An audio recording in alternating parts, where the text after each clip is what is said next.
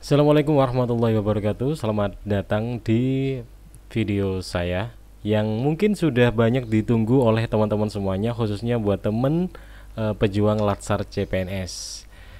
Karena banyak sekali yang request saya harus bikin video tentang laporan aktualisasi atau panduan cara membuat laporannya. Sebenarnya di panduan sebelumnya yang ketika saya buat tentang panduan membuat rancangan, di situ juga sudah ada sih, cuman teman-teman pengennya dapat langsung dari saya gitu. Tapi karena saya masih belum selesai, artinya belum saya seminarkan, saya nggak berani karena saya tidak mau membuat informasi yang tidak valid.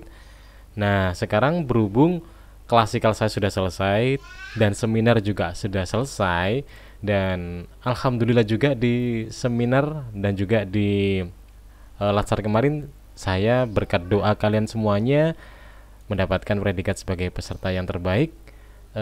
Jadi semakin pede untuk berbagi cara-cara membuat laporan aktualisasi yang mungkin bisa mempengaruhi nilai dari seminar teman-teman agar menjadi lebih besar dan mungkin bisa membuat teman-teman menjadi peserta terbaik juga atau setidaknya mendapatkan nilai sangat memuaskan. Oke, lanjut aja. Kita langsung ke poinnya. Untuk panduannya sudah ada ya sebenarnya di file yang pernah saya bagikan di video panduan rancangan. Di situ di scroll bawah akan ada panduannya, di mana di sini akan ada 5 bab dan tidak banyak perubahan sih. Hanya di halaman depan aja di sini kita nambahin kayak lembar pengesahan, kemudian berita acara. Di bawah sudah ada contoh formatnya. Nah, seperti ini sudah ada contoh formatnya, jadi tinggal nyontoh aja. Kemudian di bab 1, 2, dan 3, kalau rancangan teman-teman di seminar proposal atau seminar rancangan sudah beres, ya ini nggak usah dieksekusi lagi. Lanjut aja ke bab keempat. Nah, masalahnya di bab 4 ini di panduan hanya menyebutkan bab yang harus muncul atau bahasan yang harus kita munculkan dalam bab 4 ini. Tidak tertulis tentang bentuk formatnya. Sedangkan banyak teman-teman yang butuh bentuk formatnya, ya kan? Makanya mereka nunggu panduan dari saya gitu. Saya juga bingung sebenarnya karena saya juga punya banyak bentuk format. Karena saya juga dapat contoh dari senior-senior saya gitu. Tetapi akhirnya saya eh, buat sendiri dan alhamdulillah ya sesuai dengan yang diinginkan oleh Widya Iswara. Nah, ini catatan buat teman-teman ya. Selama nanti membuat bab ini, ingat, muara utamanya adalah WI teman-teman masing-masing. Ketika teman-teman sudah dapat panduan atau semisal nanti dapat contoh dari saya ya, tetapi WI-nya nggak mau, pengennya yang lain, ya udah kita manut ke WI aja. Walaupun yang kalian contoh ini buatan dari peserta yang dapat gelar terbaik misalnya. Tapi kalau WI-nya nggak cocok, ya udah kita ikut ke WI aja karena WI punya punya gambaran selera masing-masing. Kira-kira gitu. Oke, langsung aja kita masuk di bab 4 ya. Pada bab 4 saya pikir semuanya sama sih kalau di bab 4 ya. Mana ini? Bentar. Nah, ini. Di bab 4 ini berisi pelaksanaan aktualisasi sesuai dengan ini ya, pelaksanaan aktualisasi, kemudian ada deskripsi pelaksanaan kegiatan aktualisasi. Saya di sini membuat apa ya istilahnya? Penomoran atau perincian dalam setiap bab menggunakan alfabet. Untuk yang pertama, kalau ada subbabnya saya menggunakan angka gitu. Ada yang bikin sorry ini kan 4 ya. Ada yang bikin 4.1. Kalau ini berarti 4.1.1. Ada yang kayak gitu. Intinya terserah sih. Kita sesuaikan dengan WI aja. Kalau saya bikin gini dasarnya ya saya sesuaikan dengan format pembuatan skripsi yang terbaru. Kalau nggak salah udah gini ya. Nah, deskripsi pelaksanaan kegiatan aktualisasi isinya begini. Saya nggak perlu jelaskan lebih banyak, langsung aja saya bagikan filenya nanti, bisa di download di deskripsi ya. Mungkin saya jelaskan yang perlu dijelaskan aja. Yang paling penting dalam kegiatan ini, teman-teman harus punya lampiran atau melampirkan kegiatannya lah ya. Kalau bisa selengkap mungkin ya. Ini saya di sini lampirannya saya taruh di kan lampiran kita ada foto ya kan, ada berkas gitu. Di sini saya hanya memasukkan foto sampel aja yang kira-kira masuk atau termuat di sini. Yang tidak termuat ya saya taruh di lampiran aja, misalnya kayak gini. Ini poin-poinnya ya. Nah, hasil kegiatan, dokumentasi kegiatan 1. Nah, ini. Karena dokumen ini bisa saya lampirkan ke sini, ya saya lampirkan ke sini. Untuk yang tidak bisa, saya tulis terlampir gitu. Karena kalau saya perkecil nanti nggak kebaca. Kalau ini saya perkecil nggak masalah, karena memang ini istilahnya bukan komponen yang paling penting di sini. Yang paling penting kan kayak nilai-nilainya, karena saya kan berhubungan dengan peningkatan nilai siswa ya gitu ya. Lanjut begitu seterusnya. Kalau ini sih hampir sama dengan banyak versi ya, tinggal bentuknya aja disesuaikan. Kalau saya sih ya bentuknya gini, jadi kegiatan, kemudian ada semacam kayak identitas kegiatan. Deskripsinya kita deskripsikan per tahapan kegiatan. Ini kan tahapan kegiatan dalam kegiatan saya. Ada kegiatan yang pertama, kedua kan gitu. Nah, ini baru kayak alur ceritanya. Kegiatan ini diterapkannya bagaimana. Kemudian jangan lupa nilainya apa yang terkandung di sini. Nilai ASN ya, nilai aneka. Oke, kita lanjut. Semuanya gitu. Ini yang untuk poin A. Kita lanjut ke yang poin B, karena di poin B banyak sekali peserta yang bingung karena ada banyak format atau contoh yang berbeda gitu. Nah, ini dia. Oke.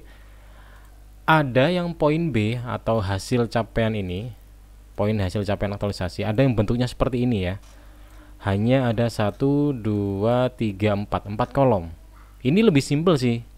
Saya suka yang ini. Sukanya karena tipis, kita nggak boros materi, nggak boros kertas gitu. Jadi poinnya hanya kegiatan, kemudian hasil, kemudian presentasi capaian. Tetapi WI saya nggak suka. Oh ya, untuk informasi aja, WI saya itu bernama Bu Tri Retnawidianingsih. Barangkali teman-teman ada yang sama WI-nya, mungkin bisa disesuaikan. WI saya lebih suka yang kayak gini, yang bentuknya hampir mirip seperti yang ada di matrik di bab 3. Jadi di sini memuat 9 poin. Cuman bedanya di uraian poinnya di sini ada waktu pelaksanaan, persentase capaian tahapan. Ini capaian kegiatan berarti yang ini ya. Kalau ini capaian tahapan berarti yang ini. Dan outputnya tertulis bukti-bukti. Jadi kalau di matrik kan tulisannya misalnya kayak ini, menunjukkan isu-isu yang akan diangkat. Outputnya terverifikasikannya atau terselesaikannya hasil konsultasi misalnya gitu. Kalau WI saya nggak mau, dia maunya di sini ditulis buktinya apa. Misalnya kegiatan ini ya berarti dokumentasi terkait bimbingan bla bla bla. Saya tak besarin ya, kayaknya nggak kelihatan ini. Nah segini, maunya gini WI saya. 1, menunjukkan isu-isu yang akan diangkat. Nah ini buktinya apa? Foto saat berkonsultasi. 2, melakukan diskusi terkait isu yang akan diangkat. Hasilnya yaitu foto saat berkonsultasi dengan mentor. Ya udah gini aja. Jadi hanya mengubah ini dari metrik kita ubah seperti ini. Nanti keterangannya kita tulis terlaksana. Kalau ini jelas kita tulis 100% semua. Nggak mungkin dong nggak 100% ya. Gitu terus sampai selesai. Jadi perbedaannya gitu, cuma itu sih antar format. Kemudian analisis dampak saya pakai 3 tabel ini dan di ACC dengan WI. Ya seperti umumnya sih, kita hanya berbicara tentang format aja ya sebenarnya di bab 4 dan 5 itu. Kalau soal isi sih semua pasti bisa lah ya, tinggal masukin aja. Nah, cuman ini yang terpenting catatan buat teman-teman. Karena saya di sini dapat nilainya besar banget di di laporan maksudnya ya, sehingga membuat saya mendapatkan predikat sebagai peserta terbaik gitu. Kuncinya 1, kalau pengen laporan kalian dapat nilai tinggi, bukti teman-teman jangan hanya berupa foto. Nilai tertinggi adalah bukti itu ketika berupa video. Nah, bukti saya di sini saya menggunakan banyak video di sini. Cara pelampirannya ya kita lampirkan linknya. Kalau video kan nggak bisa kayak ini. Kegiatan ketiga, salah satu dokumen saya yaitu link video kegiatan. Kenapa link? Ya karena kan file Word atau PDF nggak bisa memuat video kan, bisanya ya kita lampirkan link gitu. Nanti naruhnya di sini. Nah, hasil kegiatan kayak tadi ya, videonya 5 video kegiatan saya klik di sini. Jadi ketika penguji ngecek, dia tinggal ngeklik gini udah langsung menuju ke video yang tertaut gitu kan, langsung menuju ke video yang saya lampirkan. Nah seperti ini. Nah jadi sebab banyak komponen video di aktual saya akhirnya dapat nilai tinggi karena pembuktian berupa video itu lebih lebih valid dalam hal kepercayaan daripada foto. Maksudnya gini, kalau foto kan bisa mohon maaf ya, bisa direkayasa. Kita bisa minta untuk pose gini terus difoto. Kalau video kan nggak bisa, karena kan di situ terlihat gitu kan videonya, pergerakannya terlihat. Nah jadi teman-teman kalau pengen dapat nilai tinggi, ya gunakan video dalam pelaporannya agar dianggap valid gitu loh pelaksanaannya. Kalau foto orang masih bisa menganggapnya bisa aja itu dibuat-buat kan gitu. Kalau video kan nggak bisa, terlihat banget di situ. Walaupun seandainya pun juga bisa dibuat-buat, tetapi kan kegiatannya kelihatan akhirnya. Jadi kan kegiatannya benar-benar dilakuin dari awal sampai akhir gitu. Ya intinya gitu sih tentang laporan. Dan yang terpenting, yang paling disukai oleh penguji di laporan ini, teman-teman harus menampilkan hasil secara sebelum dan setelah tindakan atau before after. Karena kita membuat aktual ini kan menindaki sebuah persoalan, ya kan, di suatu satker kita yang kita berikan pemecahan agar mendapatkan perbaikan kan gitu. Jadi teman-teman harus bisa menampakkan itu. Nah seperti saya di sini di simpulan ya, saya menampilkan hasil sebelum dan setelah tindakan. Nah ini juga muncul di bab 4, cuman tadi kan saya skip terus ya, nanti teman-teman baca sendiri aja. Nah ini disukai oleh banyak penguji. Kita menampilkan hasil capaian secara data before after. Teman-teman juga nanti gitu. Ya kira-kira gitu sih. Untuk lampiran ya sama biasa aja. Lampirannya saya ada daftar biodata, kemudian surat pernyataan komitmen diri, kemudian surat persetujuan, ada lampiran kegiatan 1, kegiatan 2. Ini ukurannya jangan kecil-kecil, ukurannya harus standar ya, sampai selesai. Ya intinya gitu sih. Laporan aktualisasi yang disukai oleh penguji. Jadi 1, buktinya ada video, dan yang kedua menampilkan hasil before after. Nah kemudian yang disukai oleh WI saya, yaitu Ibu Tri Retno, mungkin teman-teman bisa menyesuaikan jika WI-nya sama, yaitu yang seperti yang tadi, yang bentuknya seperti matrik gitu. Untuk teman-teman yang WI-nya nggak punya atau nggak memakai aturan, silakan bisa menyesuaikan dengan punya saya, monggo.